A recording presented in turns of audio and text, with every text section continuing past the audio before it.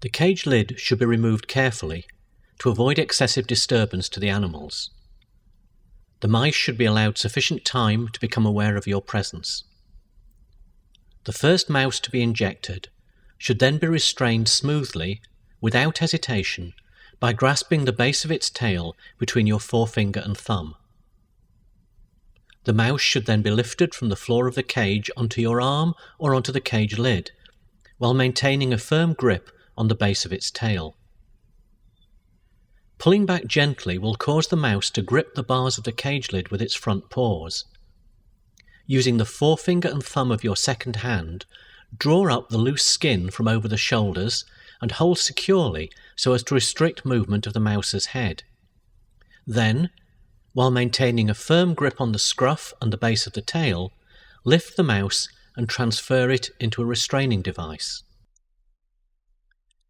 Intravenous injection is made into the lateral tail veins and is made easier if the vessels are dilated.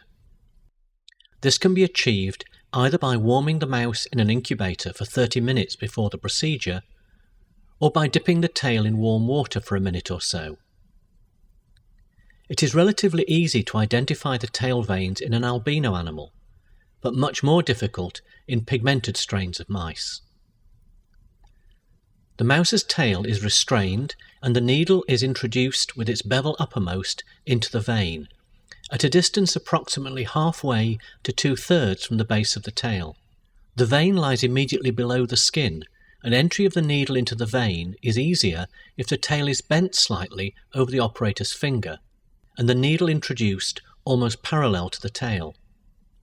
There should be almost no resistance when the syringe plunger is depressed, and the vein should be flushed clear of blood as the injection is made. The injection should be made slowly and steadily, taking great care to avoid any changes in the position of the needle and tail. After the injection is carried out, the needle is withdrawn and gentle pressure applied to seal the vessel and allow clotting to occur. Once bleeding has stopped, the mouse is placed back in its cage and released. When releasing the mouse, maintain a secure grip until its feet have made contact with the cage floor, then gently release it. Prior to release, it may be identified, for example with a tail mark, to confirm that the injection has been administered.